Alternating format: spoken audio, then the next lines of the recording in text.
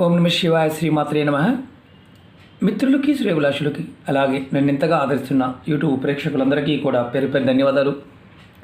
మిత్రులారా, మీ అందరికీ పరాదేవత ఎల్లవెల్లలా మీతో ఉండి మీ మనోవాంఛ నెరవేర్చాలని మనస్ఫూర్తిగా కోరుకుంటున్నాను. ఈరోజు మనం ఒక అద్భుతమైన, తేలికైన, స్వాతికమైన ఉపాయం తెలుసుకుందాం. ఒక ఆకుతో మీరు కోరుకున్నవారు మీకు అనుకూలంగా మార్చుకోవడానికి ఉపాయం. 24 గంటల్లో ఫలితం కనిపిస్తుంది. మీరు వింటున్నది నిజమే. చాలా తేలికైన, స్వాతికమైన ఉపాయం.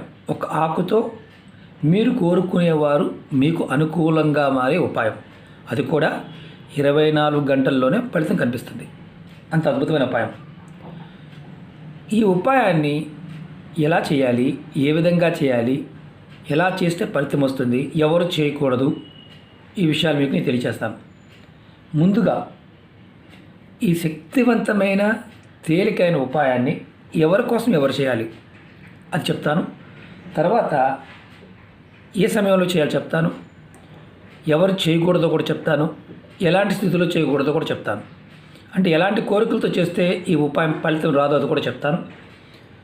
ఈ ఉపాయానికి కావాల్సిన పదార్థాలు మీకు చెప్తాను. ఒక బిర్యానీ ఆకు, మన వంటగదిలో ఉండే ఆకు, రూపాయి ఖర్చు ఉండదు.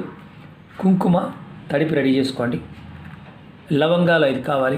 ఒక ఎర్రటి క్లాత్ కావాలి. ఈ ఉపాయానికి కావాల్సిన పదార్థాలు. మీరు శక్తివంతమైన ఉపాయం కదా, మనం ఎలాగైనా దేనికైనా వాడేసుకోవచ్చు అనుకోమాకండి. ఈ ఉపాయాన్ని మీరు నెగటివ్ ఆలోచనతో, అంటే ఎవరినైనా ఇబ్బంది పెడదామని కనుక చేస్తే మీకు ఫలితం శూన్యం. అది గుర్తుంచుకోండి. ఎందుకంటే తేలికైన ఉపాయం కదా. ఈ అవతల వారిని మానసికంగా కానీ, ఆర్థికంగా కానీ, శారీరకంగా కానీ మీరు ఇబ్బంది పెడదాము, ఏదో రకంగా పగ తీర్చుకుందాము అని చేస్తే ఈ ఉపాయం పనిచేయదు.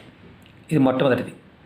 రెండవది, ఈ ఉపాయానికి మన పదార్థం లేకపోయినా, సమయం అంటే మనకి ఈ పదార్థం అందుబాటులో లేదు, ఇందులో ఏదో ఒకటి అందుబాటులో లేదనుకోండి, చేయవద్దు.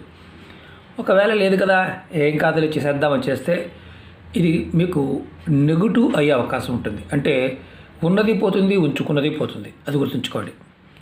మూడవది, ఈ ఉపాయాన్ని మనం చేస్తున్నప్పుడు మన ఆలోచన, మన మానసిక స్థితి పూర్తిగా మన ఆధీనంలో ఉండాలి.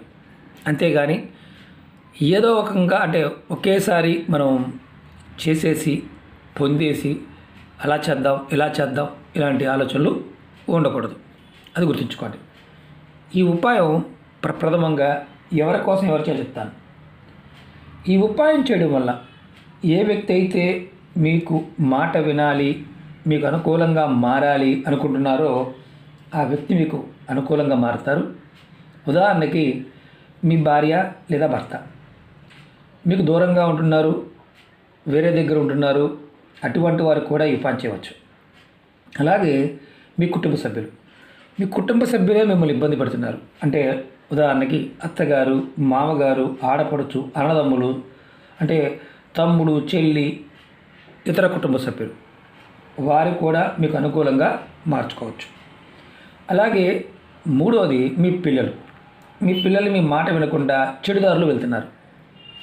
వారి మనసు మారి మీకు అనుకూలంగా మారడానికి ఉపాయం చేయవచ్చు.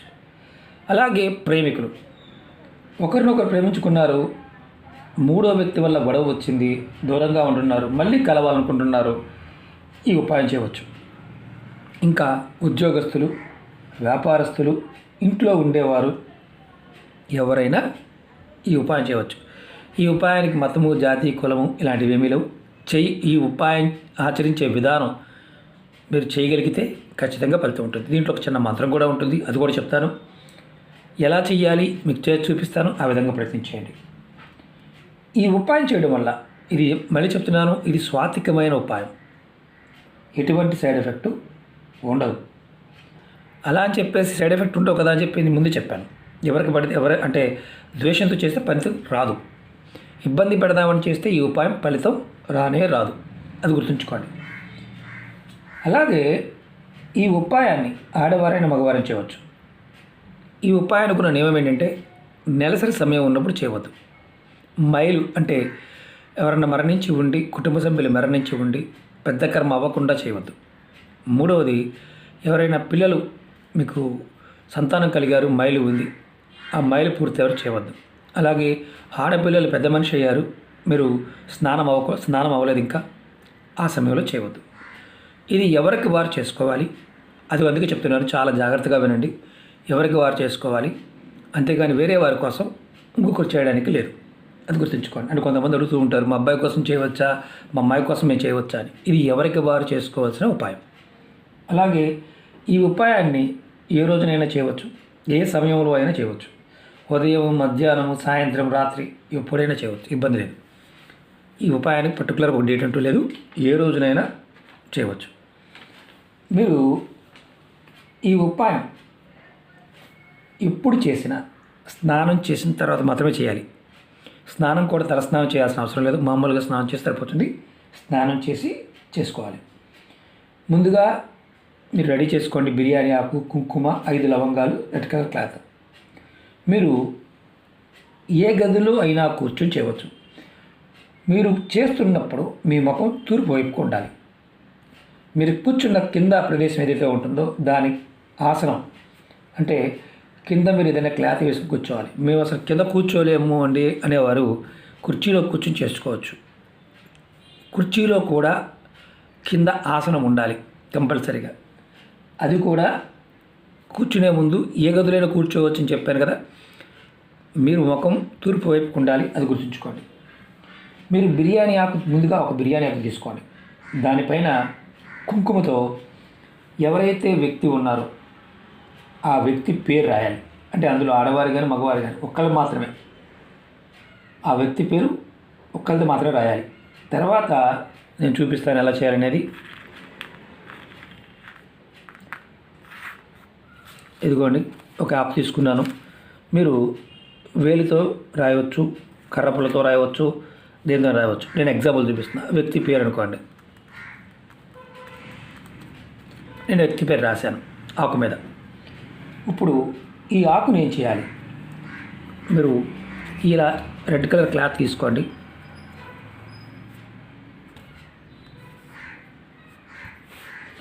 ఈ ఆకుని ఈ క్లాత్ మీద పెట్టండి. ఇది చేస్తున్నప్పుడు మీరు ఎవరితో మాట్లాడకూడదు, గుర్తుంచుకోండి.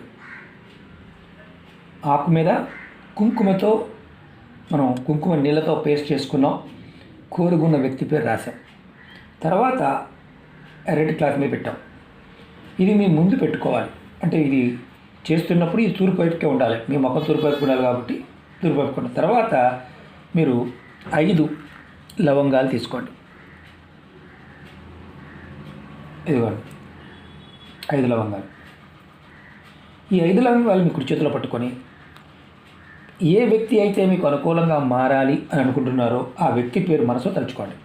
తర్వాత ఈ మంత్రాన్ని మనసులో 21 సార్లు 21 టైమ్స్ తలుచుకోండి.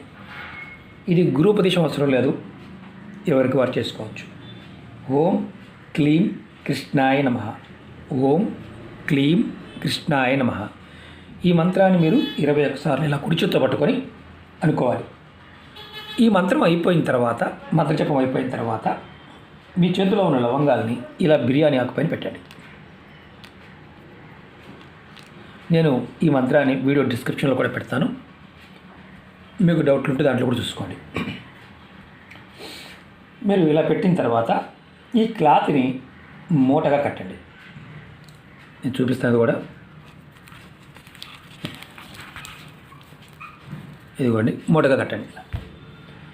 తర్వాత మీ ఇంటి బయట ఎక్కడైనా సరే, చెట్టు మొదల్లో కానీ, అంటే చెట్టు మొదల్లో ఎక్కడైనా, ఇంటి లోపల ఉన్న కాకుండా ఇంటి పెరడులో ఉన్న, కుండీల్లో ఉన్నా సరే, పెరడు ఉన్నా సరే, దాంట్లో మట్టి తీసి ఆ మట్టిలో ఈ మూటని పెట్టేయండి మీకు అవకాశం ఉంటే.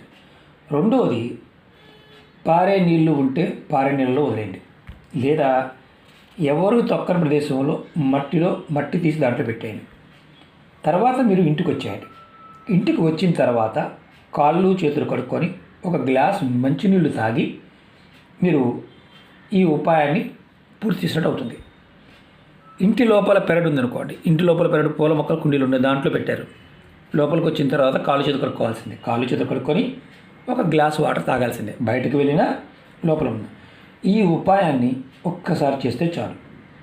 మరి ఇప్పుడు మనకు అనుమానం వస్తుంది, అసలు విషయం ఇప్పుడే మొదలవుతుంది. మరి ఇద్దరు ముగ్గురు ఉంటే ఏం చేయాలి అని. ఇద్దరు ముగ్గురు ఉంటే ఏం చేయాలంటే ఈ వారం ఒకరికి, నెక్స్ట్ వారం ఇంకొకరికి అలా చేయాలి.